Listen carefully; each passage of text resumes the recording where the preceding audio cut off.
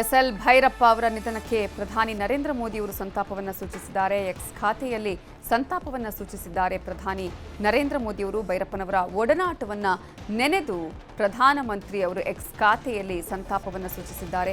ನಮ್ಮ ಆತ್ಮ ಸಾಕ್ಷಿಯನ್ನ ಕಲಕಿದಂತಹ ಸಾಹಿತಿ, ಭಾರತದ ಆತ್ಮವನ್ನು ಆಳವಾಗಿ ಅಧ್ಯಯನ ಮಾಡಿದವರು, ಮಹಾನ್ ಧೀಮಂತ ವ್ಯಕ್ತಿಯನ್ನ ನಾವು ಕಳೆದುಕೊಂಡಿದ್ದೇವೆ ಅಂತ ಹೇಳಿ ಪ್ರಧಾನಿ ನರೇಂದ್ರ ಮೋದಿ ಅವರು ಬರೆದುಕೊಂಡಿದ್ದಾರೆ. ನಿರ್ಭೀತ ಮತ್ತು ಕಾಲಾತೀತ ಚಿಂತಕ ಎಸ್ಎಲ್ ಭೈರಪ್ಪ ಅವರು ಚಿಂತನಶೀಲ ಕೃತಿ ಕನ್ನಡ ಸಾಹಿತ್ಯಕ್ಕೆ ಶ್ರೀಮಂತವಾಗಿಸಿತ್ತು. ಇತಿಹಾಸ ಮತ್ತು ಸಂಸ್ಕೃತಿಗೆ ಉತ್ಸಾಹದ ನಾಯಕ ಅಂತ ಹೇಳಿದರೆ ಅದು ಎಸ್ಎಲ್ ಭೈರಪ್ಪ ಅವರ ಆತ್ಮಕ್ಕೆ ಶಾಂತಿ ಸಿಗಲಿ, ಓಂ ಶಾಂತಿ ಅಂತ ಹೇಳಿ ಪ್ರಧಾನಿ ನರೇಂದ್ರ ಮೋದಿ ಅವರು ಎಕ್ಸ್ ಖಾತೆಯಲ್ಲಿ ಸಂತಾಪವನ್ನು ಸೂಚಿಸಿದ್ದಾರೆ.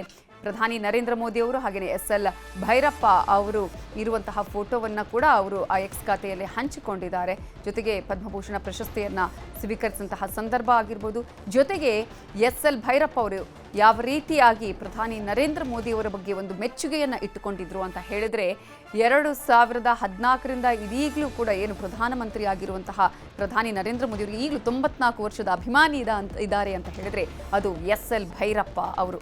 ಇದೀಗ ಭೈರಪ್ಪನವರ ಒಡನಾಟವನ್ನು ಸ್ಮರಿಸಿಕೊಂಡು ಅವರ ಬಗೆಗೆ ತಾನು ಯಾವ ರೀತಿಯಾಗಿ ತಾನು ನೋಡ್ತಾ ಇದ್ದೆ, ಯಾವ ರೀತಿಯಾಗಿ ಎಸ್ಎಲ್ ಭೈರಪ್ಪನವರ ಒಡನಾಟ ಇತ್ತು ಅನ್ನೋದನ್ನು ಕೂಡ ಸ್ಮರಿಸಿಕೊಳ್ಳುತ್ತಾ ಎಕ್ಸ್ನಲ್ಲಿ ಪೋಸ್ಟ್ ಮಾಡಿದ್ದಾರೆ. ಪ್ರಧಾನಿ ನರೇಂದ್ರ ಮೋದಿ ಅವರು ಸಂತಾಪವನ್ನು ಸೂಚಿಸಿದ್ದಾರೆ.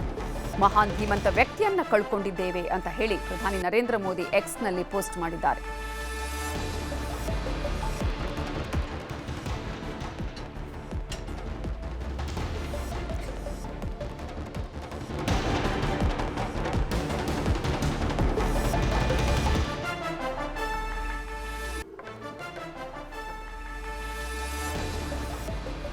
ಕನ್ನಡ ಸಾಹಿತ್ಯ ಸರಸ್ವತಿಯವರ ಪುತ್ರ ಎಸ್ಎಲ್ ಭೈರಪ್ಪ ನಿಧನರಾಗಿದ್ದಾರೆ.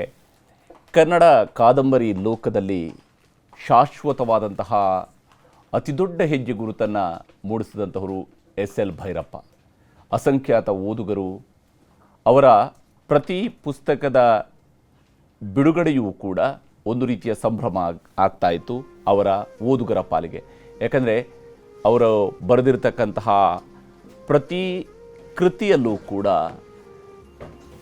ಅದರ ಆಳ, ಅಗಲ, ವಿಸ್ತಾರ ಬಹಳ ದೊಡ್ಡದಿತ್ತು. ಬೇರೆ ಬೇರೆ ಸ್ವರೂಪಗಳ ಮತ್ತು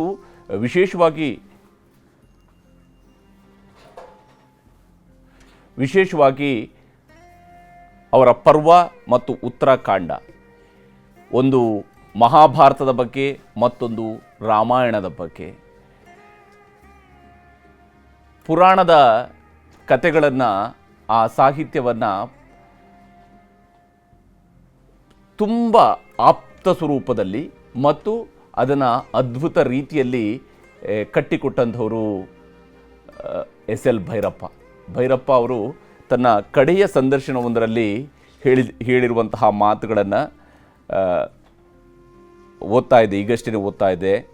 ಹರೀಶ್ ಕೇರ ಅವರ ಜೊತೆಗೆ ನಡೆಸಿರ್ತಕ್ಕಂತಹ ಸಂದರ್ಶನದಲ್ಲಿ ಅವರು ಹೇಳಿದಂತಹ ಮಾತು: ನಾನು ಬದುಕಿರುವವರೆಗೆ ನನ್ನ ಪುಸ್ತಕಗಳ ರಾಯಲ್ಟಿ ಬರುತ್ತೆ, ಅದನ್ನು ಬಡ ಮಕ್ಕಳ ವಿದ್ಯೆಗಾಗಿಯೇ ಖರ್ಚು ಮಾಡುತ್ತೇನೆ. ನನಗೆ ಹಣದ ಮೇಲೆ ಆಸೆ ಇಲ್ಲ, ಇರುವುದನ್ನು ದಾನ ಮಾಡಿ ಹೊರಟು ಬಿಡಬೇಕು. ಪಾಪ ಪುಣ್ಯ ಇಂಥದರಲ್ಲೆಲ್ಲ ನನಗೆ ನಂಬಿಕೆ ಇಲ್ಲ. ಇದು ಎಸ್ಎಲ್ ಭೈರಪ್ಪ ಅವರು ತನ್ನ ಕಡೆಯ ಸಂದರ್ಶನವೊಂದರಲ್ಲಿ ಅವರು ಹೇಳಿರ್ತಕ್ಕಂತಹ ಮಾತು, ಕಡೆಯ ಮಾತು. ನಿಜಕ್ಕೂ ಈ ರೀತಿಯಾಗಿ ಬದುಕಿ ತೋರಿರತಕ್ಕಂತಹ ಭೈರಪ್ಪ ಕನ್ನಡ ಸಾಹಿತ್ಯ ಲೋಕದಲ್ಲಿ ಅಜರಾಮರ. ನಮ್ಮ ಜೊತೆಗೆ ಪ್ರಕಾಶ್ ಬೆಳವಾಡಿಯವರು ಸಂಪರ್ಕಕ್ಕೆ ಸಿಗ್ತಾರೆ. ಇವಾಗ ಅವ್ರ ಜೊತೆಗೆ ಮಾತನಾಡ್ತೀನಿ. ಬಹಳ ನೋವಿನ ಸಂಗತಿ ಕನ್ನಡ ಓದುಗರಿಗೆ, ಕನ್ನಡದ ಸಾಹಿತ್ಯ ಪ್ರೇಮಿಗಳಿಗೆ. ನಮ್ಮ ಜೊತೆಗೆ ಪ್ರಕಾಶ್ ಬೆಳವಾಡಿಯವರು ಸಂಪರ್ಕದಲ್ಲಿದ್ದಾರೆ. ಪ್ರಕಾಶ್ ಬೆಳವಾಡಿಯವರೇ, ಯಾವ ರೀತಿಯಾಗಿ ನೆನಪು ಮಾಡ್ಕೊಳ್ತೀರಿ ಭೈರಪ್ಪ ಅವರನ್ನು? ನೋಡಿ, ಅವ್ರನ್ನ ನಾನು ಬಹಳ ವರ್ಷದಿಂದ ನೋಡಿದ್ರು. ಅವರ ಸಂಪರ್ಕ, ಒಡನಾಟ ಇರ್ಲಿಲ್ಲ. ಈ ಪರ್ವ ನಾಟಕವನ್ನ ಮಾಡ್ತೀನಿ ಅಂತ ಅವ್ರಿಗೆ ನಾನು ಫೋನ್ ಮಾಡಿ ಹೇಳಿದಾಗ ಅವ್ರು ನನಗೆ ಹೇಳಿದ್ರು, ಹೇಗೆ ಮಾಡ್ತೀರಾ ಅದನ್ನ, ಅಷ್ಟು ದೊಡ್ಡ ಕೃತಿನ ಹೇಗೆ ನಾಟಕವಾಗಿ ಮಾಡ್ತೀರಾ ಅಂದ್ರು. ನಾನು ಸ್ಕ್ರಿಪ್ಟ್ ಬರೀತೀನಿ ಸರ್, ನೋಡಿ ನೀವು ಅಂತ ಹೇಳಿದೆ. ನನಗೆ ಇವರು ಅಡ್ಡಂಡ ಕಾರ್ಯಪ್ಪ ಅವರು ಆಗ ರಂಗಾಯಣದ ನಿರ್ದೇಶಕರಾಗಿದ್ರು. ಅವರು ನನಗೆ ಅವಕಾಶ ಕೊಟ್ಟರು. ಆ ಸ್ಕ್ರಿಪ್ಟ್ ಅನ್ನು ಅವ್ರಿಗೆ ಹೋಗಿ ಕೊಟ್ಟಾಗ ಅವರು ಅದನ್ನ ಓದಿ ಒಪ್ಕೊಂಡ್ರು. ಮತ್ತೆ ರಿಹರ್ಸಲ್ 4-5 ಸಲ ರಿಹರ್ಸಲ್ ಬಂದು ನೋಡಿದ್ರು. ಮತ್ತೆ ನಾಟಕವನ್ನ ಇಲ್ಲಿವರೆಗೂ ಒಂದು 12-13 ಸತಿ ನೋಡಿದ್ದಾರೆ ಅವರು ನನ್ನ ಜೊತೆ ಈ 6 ವರ್ಷದಲ್ಲಿ ಈ ಒಡನಾಟದಿಂದ ನನಗೆ ಬೆಳೆಯೋದಿಕ್ಕಾಯ್ತು. ನನ್ನಂತ ಅಪ್ರಬುದ್ಧನಿಗೂ ಅಂತ ದೊಡ್ಡ ಮೇರು ಕೃತಿಯನ್ನ ಜನ ಒಪ್ಪುವಂತೆ ರಂಗದ ಮೇಲೆ ತರೋದಕ್ಕೆ ಸಾಧ್ಯ ಆಯಿತು. ಅವರ ಮಾರ್ಗದರ್ಶನ ಇತ್ತು, ಮತ್ತೆ ಅವರ ನಿಷ್ಠೂರ ನಿಲುವುಗಳಿತ್ತು ಅಲ್ಲ, ಅದು ನನಗೆ ಬಹಳ ಸ್ಫೂರ್ತಿದಾಯಕ ಅನ್ನಿಸ್ತು. ನೋಡಿ, ನಮ್ಮ ಜನರಲ್ಲಿ ಮನಸ್ಸಲ್ಲಿ ಇರೋದು ಒಂದು, ಹೇಳೋದೊಂದು, ಯಾರನ್ನ ಮೆಚ್ಚಕ್ಕೋ ಯಾರ ಭಯಕ್ಕೋ ಅಥವಾ ಮಾಡ್ತೀವಲ್ಲ ನಾವು. ಅವ್ರು ಮಾಡ್ತಾನೆ ಇರ್ಲಿಲ್ಲ, ಅನ್ಸಿದ್ದನ್ನ ನೇರ ಹೇಳ್ಬಿಡ್ತಿದ್ರು ಅವರು. ಅಂದ್ರೆ ಹಿ ಸ್ಪೋಕ್ ಹಿಸ್ ಮೈಂಡ್. ಆ ತರದವ್ರು ಅವರು. ನನಗೆ ವೈಯಕ್ತಿಕ ನಷ್ಟ ಅಷ್ಟೇ ಅಲ್ಲ, ಕನ್ನಡಕ್ಕೆ, ಭಾರತಕ್ಕೆ ನಷ್ಟ. ಈ ಗಳಿಗೆವರೆಗೂ ಅವರು ಇಂಡಿಯಾಸ್ ಗ್ರೇಟೆಸ್ಟ್ ಲಿವಿಂಗ್ ರೈಟರ್ ಆಗಿದ್ರು ಅವರು. ಮರಾಠಿಯಲ್ಲಿ, ಹಿಂದಿಯಲ್ಲಿ ಅವರು ಬೆಸ್ಟ್ ಸೆಲ್ಲರ್, ಅವರ ಅನುವಾದದ ಅವ್ರ ಕಾದಂಬರಿಗಳು. ಸೊ ದೊಡ್ಡ ನಷ್ಟ ರೀ.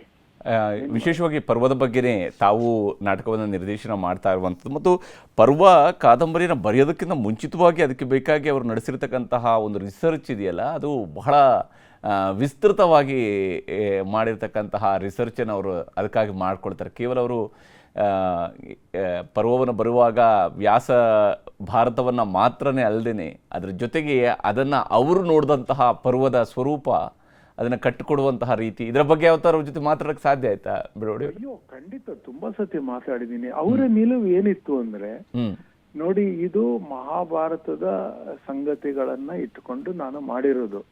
ಆದ್ರೆ ಇದರಲ್ಲಿ 20% ಮಹಾಭಾರತ, 80% ನಂದು ಅಂದ್ಬಿಟ್ಟು ಅವ್ರು ಉದಾಹರಣೆ ಕೊಟ್ರು. ನಾನು ಉದಾಹರಣೆನೇ ಹೇಳ್ತೀನಿ ನಿಮ್ಗೆ. ಅದ್ರ ಬಗ್ಗೆ ಅವ್ರ ಬಗ್ಗೆ ತೀವ್ರವಾದ ಮತ್ಸರ ಇತ್ತಲ್ರಿ ಎಲ್ಲ ಜನರಿಗೆ. ಅಂದ್ರೆ ಸಾಮಾನ್ಯ ಜನರಿಗೆಲ್ಲ, ಈ ನಮ್ಮ ಕನ್ನಡದ ಬುದ್ಧಿಜೀವಿಗಳಿಗೆ ಇತ್ತು. ಯಾರಿಗೆಲ್ಲ ಚೂ ಬಿಟ್ಟು ಅವ್ರಿಗೆ ಕಷ್ಟ ಕೊಡಕ್ಕೆ ಪ್ರಯತ್ನ ಮಾಡ್ತಿದ್ರು. ಅವ್ರು ಏನಂದ್ರು ಹೇಳ್ತೀನಿ ಕೇಳಿ. ಎಷ್ಟು ಅವರೇ ಹೇಳಿದ್ದು ಹೇಳ್ತೀನಿ. ಈಗ ಜಯದ್ರಥ ಒಂದು ಸಲ ಈ ಪಾಂಡವರು ಕಾಡಲ್ಲಿದ್ದಾಗ ಅವನು ದ್ರೌಪದಿನ ಬಲವಂತವಾಗಿ ಎಳ್ಕೊಂಡು ಅವನ ರಥದಲ್ಲಿ ಕೂರಿಸ್ಕೊಂಡು ಹೊರಟು ಬಿಡ್ತಾನೆ.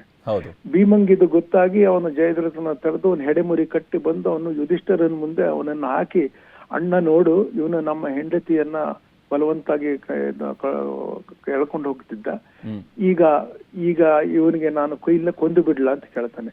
ಅಯ್ಯೋ ಇಲ್ಲಪ್ಪ, ಅವನು ನಮ್ಮ ನೆಂಟ, ಅವನ ಮರ್ಯಾದೆಯಿಂದ ಕಳಿಸ್ಕೊಟ್ಬಿಡು, ಹಾಗೆಲ್ಲ ಮಾಡಬಾರ್ದು ಅಂತ ಯುಧಿಷ್ಠಿರ ಹೇಳ್ತಾನೆ. ಆಯ್ತಾ?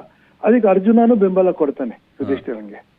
ಅವ್ರು ಭೈರಪ್ಪ ಏನ್ ಕೇಳ್ತಾರೆ ನನ್ನ ಏನ್ ಕೇಳಿದ್ರೆ, ಇದಾದಾಗ ದ್ರೌಪದಿ ಮನಸ್ಸಲ್ಲಿ ಏನೇ ಆಗಿದೆ ರೀ, ದ್ರೌಪದಿಗೆ ಏನು ಅನಿಸಿರುತ್ತ ಅವಾಗ, ಅದನ್ನ ನಾನು ಬರೆಯೋದು. ನೋಡಿ ಅವ್ರ ಯೋಚನೆ ನೋಡಿ, ಅದನ್ನ ನಾನು ಬರೆಯೋದು ಅಂತ. ಅಂದ್ರೆ ಅದು ನೀವು ಪರ್ವ ಕಾದಂಬರಿ ಓದಿದ್ರೆ ನೋಡಿ, ಅದ್ರಲ್ಲಿ ಅದು ಯೋಚನಾ ಲಹರಿ ತುಂಬಾ ಇರುತ್ತೆ ಈ ದೊಡ್ಡ ದೊಡ್ಡ ಪಾತ್ರಗಳಲ್ಲಿ. ಈ ಯೋಚನಾ ಲಹರಿ ಮಹಾಭಾರತದಲ್ಲಿ ಇದ್ದಿದ್ದಲ್ಲ, ಅವೆಲ್ಲ ಭೈರಪ್ಪ ಅವರ ಯೋಚನಾ ಲಹರಿ. ಅದು ಸಂಗತಿ ಅಂದ್ರೆ ಘಟನೆಗಳು ಅವೆಲ್ಲ ಮಹಾಭಾರತದಿಂದ ಬಂದಿರೋದು. ಆದ್ರೆ ಅವರ ಆಲೋಚನೆಗಳಿರುತ್ತಲ್ಲ, ಒಂದು ನಮಗೆ ಪಾತ್ರಕ್ಕೆ ಮೋಟಿವೇಶನ್ ಅಂತ ಏನು ಸಿಗತ್ತೋ ನಾಟಕಕ್ಕೆ, ಅಂತದ್ದೆಲ್ಲ ಅವರು ಅದನ್ನ ಭೈರಪ್ಪ ಅವರು ಯೋಚನೆ ಮಾಡಿರೋದು. ಅವ್ರಿಗೆ ಎಂತ ಧೈರ್ಯ ಇರ್ಬೇಕ್ರಿ ಅದನ್ನ ಹಂಗೆ ಯೋಚಿಸೋದಿಕ್ಕೆ, ಹಾಗೆ ಬರೆಯೋದಿಕ್ಕೆ. ವಿಶೇಷವಾಗಿ ಮಹಾಭಾರತಕ್ಕೆ, ಇದು ಕುರುಕ್ಷೇತ್ರ ಯುದ್ಧಕ್ಕೆ ನಡೆಯುವಂತಹ ತಯಾರಿಯ ಬಗ್ಗೆ ಅವರು ಬರಿತಾ ಹೋಗುವ ಸಂದರ್ಭದಲ್ಲಿ ಆ ರಥಗಳನ್ನ ರೆಡಿ ಮಾಡ್ತಾ ಇರೋದ್ರ ಬಗ್ಗೆ ಅವರು ಬರಿತಾ ಇರುವಾಗ, ನಮ್ಮ ನಡುವೆ ಈಗ ಇತಿಹಾಸದ ಯಾವುದೋ ಒಂದು ಯುದ್ಧಕ್ಕಾಗಿ ಒಬ್ಬ ರಾಜ ನಾವು ಅಂದ್ರೆ ಮಹಾಭಾರತವನ್ನ ಓದುವ ಶೈಲಿಯ ನೋಡಿದಾಗ, ವ್ಯಾಸ ಭಾರತವನ್ನು ಓದಿದಾಗ ಅಥವಾ ಬೇರೆ ಯಾವುದೇ ಭಾರತ ಕಥೆಗಳನ್ನು ಓದುವಾಗ ಅದರಲ್ಲಿ ಸಿಗುವಂತಹ, ಆ ಪುಸ್ತಕಗಳಲ್ಲಿ ಸಿಗುವಂತಹ ಯುದ್ಧದ ವರ್ಣನೆಗೂ ಇವರು ಹೇಳುವ ಯುದ್ಧದ ವರ್ಣನೆಯ ವಿಚಾರಕ್ಕೂ ಬಂದಾಗ ಈ ವಿಚಾರಗಳ ಬಗ್ಗೆ ಅವರಲ್ಲಿ ಯಾವ ರೀತಿಯಾದಂತಹ ಆಲೋಚನೆಗಳಿರ್ತದೆ? ನೋಡಿ, ಅವರು ವಾರನ್ನ ರೊಮ್ಯಾಂಟಿಸೈಸ್ ಮಾಡೋದಿಲ್ಲ. ಹೌದು, ನಾವು ವಾರನ್ನ ನೋಡಿ, ನಾವು ಇತಿಹಾಸದಲ್ಲಿ ಯುದ್ಧ ಆದಾಗ ಇದು ನಾವು ಯಾವ ಕಡೆ ಇರ್ತೀವೋ, ಗೆದ್ದಿರ್ತೀವೋ ಸೋತಿರ್ತೀವೋ, ನಾವು ಯಾವ ಕಡೆ ಇರ್ತೀವೋ ನಮ್ಮ ಹೀರೋಸ್ನ ಮಾತ್ರ ನೋಡ್ತೀವಿ. ಅವ್ರು ಏನ್ ಮಾಡ್ತಾರೆ, ಯುದ್ಧವನ್ನು ಒಂದು ಬೀಭತ್ಸವಾಗಿ ನೋಡ್ತಾರೆ. ಹೌದು, ಅದನ್ನ ಸಬಾಲ್ಟರ್ನ್ ಕ್ಯಾರೆಕ್ಟರ್ಸ್ ಕೈಲಿ ಹೇಳಿಸ್ತಾರೆ. ಏಕಲವ್ಯ ಹೇಳ್ತಾನೆ, ಈ ತರ ಕಾದು ಯುದ್ಧ ಮಾಡುವುದೇ ನಮಗೆ ರುಚಿಸಲ್ಲ ಅಂತ ಕಾಡಿ ಜನಕ್ಕೆ. ನೀವು ಈ ತರ ಕಾದು ಯುದ್ಧ ಮಾಡೋದು ಅಂದ್ರೆ ತಿಂಗಳಾನ್ಗಟ್ಲೆ ಕಾದು, ಅಲ್ಲಿ ಇಷ್ಟೊಂದು ಜನರ ಹೇಲು ಉಚ್ಚೆ ಬೆವರಿನ ವಾಸನೆಯನ್ನೇ ನಾವು ಕಂಡಿಲ್ಲ ಅಂತಂದ್ರೆ ಯುದ್ಧವನ್ನು ಒಂದು ಬೀಭತ್ಸ ರೀತಿಯಲ್ಲಿ ನೋಡ್ತಾರೆ. ಅಂದ್ರೆ ಎಂತ ಆಂಟಿ ವಾರ್ ಇಮ್ಯಾಜಿನೇಷನ್ ಅವ್ರದಿತ್ತು ಅನ್ನೋದಕ್ಕೆ ಹೇಳ್ತೀನಿ. ಹೌದು. ಅವರು ವಾರ್ ನೋಡಿ, ಒಂದು ಇದನ್ ಬರುತ್ತೆ, ವಿದುರ ಹೇಳ್ತಾನೆ ಈ ಸೂತರಿಗೆ ಹೇಳ್ತಾನೆ, ಅಲ್ಲರಿ ನೀವೆಲ್ಲ ಈ ರಥಗಳನ್ನ ಮಾಡ್ತಾ ಇದೀರಲ್ಲ, ಹೌದೌದು, ನೀವು ಯುದ್ಧಕ್ಕೆ ಮಾಡುವ ರಥ ಯುದ್ಧನೇ ಆಗದೇ ಇದ್ರೆ, ಕೃಷ್ಣ ಸಂಧಾನ ಆಗಿ ಯುದ್ಧನೇ ಆಗದೇ ಇದ್ರೆ ಈ ರಥಗಳನ್ನ ಯಾರು ತಗೊಳ್ತಾರೆ ಅಂದಾಗ ಅವನು ಸಿಂಹಕ ಅಂತ ಇರ್ತಾನೆ, ಅವ್ರ ಸೂತರ ಹಿರಿಯ, ಅವನು ಬಂದು ಕರ್ಣನ್ನ ಕೇಳ್ಕೊಳ್ತಾನೆ, ಮಹಾರಾಜ ಯುದ್ಧ ಆಗುವಂತ ಮಾಡು, ಯುದ್ಧ ಆಗ್ಬೇಕು ಅಂತ ಹೇಳ್ಕೊಳ್ತಾನೆ. ಅಂದ್ರೆ ಎಂತ ಕಂಟೆಂಪ್ರರಿ ಥಿಂಕಿಂಗ್ ಅವ್ರಿಗಿತ್ತು ಅಂತ. ಮತ್ತೆ ನಾನು ಬೇರೆಯವ್ರಿಗೂ ಹೇಳಿದೀನಿ, ನಿಮ್ಗೂ ಹೇಳ್ತೀನಿ, ಈ ಎಡ ಬಲ ಈ ಚೌಕಟ್ಟುಗಳಿದ್ಯಲ್ರಿ, ಅದು ತೀರಾ ಬಾಲಿಶ ಅನ್ನಿಸ್ಬಿಡುತ್ತೆ ಅವರ ಕಲ್ಪನಾ ಶಕ್ತಿ ಮುಂದೆ. ಹೌದು. ಮತ್ತು ಅಲ್ಲೇ ಪರ್ವದಲ್ಲಿ ಬರುವಂತದ್ದು, ಆ ಕುರುಕ್ಷೇತ್ರದಲ್ಲಿ ಒಂದು ಮರದ ಮೇಲೆ ನಿಂತ್ಕೊಂಡು ದುರ್ಯೋಧನ ನೋಡ್ತಾರಂತೆ ಅಂತ ಹೇಳಿ, ಹೆಂಗಿದೆ ಅಲ್ಲ ಅದನ್ನ ಗಮನಿಸಿದಾಗ ಅರೆ ಈ ಕುರುಕುಲಾರ್ಕನು ಮರ್ಕನು ಅಂತೇಳಿ ರನ್ನ ಒಂದು ಕಡೆಯಲ್ಲಿ ಬರೆಯುವಂತ ರೀತಿ ಅದು ನೋಡಿ. When you lose control, okay, then you yearn for a top view. ಹೌದು. ಅಂದ್ರೆ ನಾನು ಹೇಳ್ತಾ ಇರೋದು ಅದು ಬರೀ ಲಿಟರಲ್ ಮೀನಿಂಗ್ ಅಲ್ಲಿ ಡ್ರೋನ್ ಅಲ್ಲಿ ನೋಡೋದು ಅಂತಲ್ಲ. ಹೌದು. ಏನ್ ಮಾಡಕ್ ಹೊರಟೆ ಅಂತ ಅವ್ನು ಒಂದ್ಸತಿ ಹೊಳೆಯತ್ತಲ್ಲ, ಅವ್ರಿಗೆ ಏನ್ ಮಾಡಕ್ ಹೊರಟಿದಿಲ್ಲ, ಯುದ್ಧ ಯಾವ ವಿನ್ಯಾಸದಲ್ಲಿದೆ ಅವ್ನಿಗೆ ಗೊತ್ತಾಗ್ತಾ ಇರಲ್ಲ. ಹೌದು. ಅವರು ಭಿತ್ತಿಯಲ್ಲಿ ಅವಳು ಹೇಳ್ಕೊಳ್ತಾರೆ ಅವ್ರ ಆತ್ಮಕತೆ, ಆಯ್ತಾ, ಭಿತ್ತಿಯಲ್ಲಿ ಅವ್ರು ಹೇಳ್ಕೊಳ್ಳೋ ಆತ್ಮಕತೆನು ಮತ್ತೆ ಒಂದು ಭಾವ ಪ್ರಧಾನವಾಗಿ ಅವರು ಗೃಹಭಂಗದಲ್ಲಿ ಅದನ್ನ ಎಂತ ಶ್ರೇಷ್ಠ ಸಾಹಿತ್ಯರಿ, ಅಂದ್ರೆ ಎಂತ ಕಥೆಗಾರ. ಅವರ ಇತ್ತೀಚೆಗೆ ಬಂದ ಉತ್ತರಾಖಂಡವನ್ನ ಓದಿದಾಗ ರಾಮನನ್ನ ಮತ್ತು ಸೀತೆಯನ್ನ ಅವರು ಚಿತ್ರಿಸಿದಂತಹ ರೀತಿ, ಬಹುಶಃ ರಾಮ ನಮ್ಮ ನಡುವೆ ಒಬ್ಬ ರಾಜ ಯಾವ ಸ್ವರೂಪದಲ್ಲಿ ಯೋಚನೆ ಮಾಡ್ತಿರ್ತಾನೆ, ಆತನ ಇಕ್ಕಟ್ಟಿನ ಸ್ಥಿತಿಗಳ ಬಗ್ಗೆ. ಪರ್ಮಿಷನ್ ತಗೊಂಡು ಅವರೇ ನನ್ನ ಕೇಳಿದ್ದಾರೆ ಮಂದ್ರ ಮಾಡ್ಬೇಕು ಅಂತ, ಅದನ್ನ ಮಂದ್ರ ಮಾಡ್ತೀನಿ. ನಾನು ರಿಕ್ವೆಸ್ಟ್ ಮಾಡ್ಕೊಂಡು ಅವ್ರ ಪರ್ಮಿಷನ್ ತಗೊಂಡು ಉತ್ತರಾಖಂಡವನ್ನು ಮಾಡ್ತೀನಿ ನಾನು. ಅವ್ರು ಕೊಟ್ಟಿದ್ದಾರೆ ನನಗೆ ಪರ್ಮಿಷನ್. ಅದು ಹೌದಾ? ನಿಜ. ಆದ್ರೆ ಒಟ್ಟು ನೀವು ಆವಾಗಲೇ ಹೇಳಿದ್ರಿ, ಎಡ ಬಲ ಈ ಹಂಗಗಳ ನಡುವೆನೆ ಬಹುಪಾಲು ಭೈರಪ್ಪ ಅವರನ್ನು ನೋಡುವ ಸಂದರ್ಭಗಳಲ್ಲೆಲ್ಲ ಅವರ ಧರ್ಮಶ್ರೀಯ ನಂತರದ ವಿಚಾರಗಳನ್ನು ಇಟ್ಟುಕೊಂಡೇನೆ ಭೈರಪ್ಪ ಅವರನ್ನ ನೋಡುವಂತಹದ್ದೊಂದು ನಡೀತು. ಅವರು ಪ್ರಶ್ನೆ ಕೇಳ್ತಾರೆ ಅಲ್ರಿ, ಅದು ಅಂದ ನಿಮ್ಗೆ ಅವ್ರ ವ್ಯಕ್ತಿತ್ವ ಗೊತ್ತಾಗುತ್ತೆ. ಅವರೊಂದು ಕಡೆ ಬರ್ಕೋತಾರೆ, ಒಬ್ರು ಯಾರೋ ಅವ್ರನ್ನ ಪ್ರಶ್ನೆ ಮಾಡ್ತಾರೆ, ಒಂದು ಹೆಂಗಸು ಅವ್ರನ್ನ ಕೇಳ್ತಾರೆ, ಅಲ್ಲ ನೀವು ಯುಧಿಷ್ಠಿರನ್ನ ಅಷ್ಟು ಕೇವಲವಾಗಿ ನೀವು ಬಿಂಬಿಸಿದಿರಲ್ಲ ಪರ್ವದಲ್ಲಿ, ಅಷ್ಟು ದೊಡ್ಡ ಚಿಂತಕ ಅವನು, ಧರ್ಮ ಪ್ರಜ್ಞೆ ಉಳ್ಳವನು, ನೀವು ಅಂತವನನ್ನ ಹಾಗೆ ತೋರಿಸಿದಿರಲ್ಲ ಅಂದಾಗ ಭೈರಪ್ಪ ಅವ್ರಿಗೆ ಹೇಳ್ತಾರಂತೆ, ನಿಮ್ಮ ಮಗಳನ್ನ ಅಂತವನಿಗೆ ಕೊಡ್ತಿದ್ದೀರ ನೀವು ಅಂತ. ಅದಿದೆಯಲ್ಲ ಹೇಳೋದು, ಆ ಇಮ್ಯಾಜಿನೇಷನ್ ಇದೆಯಲ್ರಿ, ಅದು ಯುನೀಕ್. ಅದು ಭೈರಪ್ಪ ಅವ್ರು ಮಾತ್ರ ಏನ್ ಯಾರು ನನಗೆ ತಕ್ಷಣಕ್ಕೆ ಬೇರೆ ಪ್ಯಾರಲಲ್ ಯಾರು ಹೊಳೆಯೋದಿಲ್ಲ ಆತರ. ನಿಜ. ಯಾಕಂದ್ರೆ ಮಹಾಭಾರತವನ್ನ ಹಲವು ಸಾಹಿತಿಗಳು, ವಿಶೇಷವಾಗಿ ವಾಸುದೇವನ್ ನಾಯರ್ ಅವರು ಬರೆದಿರ್ತಕ್ಕಂತಹ ಭೀಮಾಯಣ ಇರಬಹುದು, ಈ ರೀತಿಯಾಗಿ ಓದಿಲ್ಲ ನೋಡಿ. ಅಂದ್ರೆ ಪ್ರತಿಭಾರೆ ಅವರು ಯಜ್ಞಸೇನಿ ಬರೆದಿದ್ದಾರೆ. ಹೌದು. ಮತ್ತೆ ಗುರುಶರಣ್ ದಾಸ್ ಅವರು ಮಹಾಭಾರತ ಇದೆ. ಹೌದೌದು. ರಾಜಗೋಪಾಲಾಚಾರಿ ಬರೆದಿದ್ದು ಮಹಾಭಾರತ ಇದೆ. ಹೌದು. ಮತ್ತೆ ಕೈಲಾಸಂ ಅವ್ರ ಮಗಳು ಕಮಲಾ ಕಮಲಾ ಸುಬ್ರಹ್ಮಣ್ಯಂ ಅವ್ರದ್ದು ಮಹಾಭಾರತ ಇದೆ. ಅಷ್ಟು ಓದಿದ್ದೀನಿ ನಾನು. ಅದು ನೋಡಿ, ಭೈರಪ್ಪ ಅವ್ರದ್ದು ಯುನೀಕ್ ರೀ, ಅದು ಹೌದೌದು ಯುನೀಕ್. ಕೃಷ್ಣ ಪವಾಡ ಪುರುಷ ಅಲ್ಲದೇನೆ ಕೃಷ್ಣ ಎಷ್ಟು ದೊಡ್ಡ ಹೀರೋ ಆಗಿ ನಿಲ್ತಾನೆ ನೋಡಿ ಅವ್ರ ಕಾದಂಬರಿಯಲ್ಲಿ. ಹೌದು.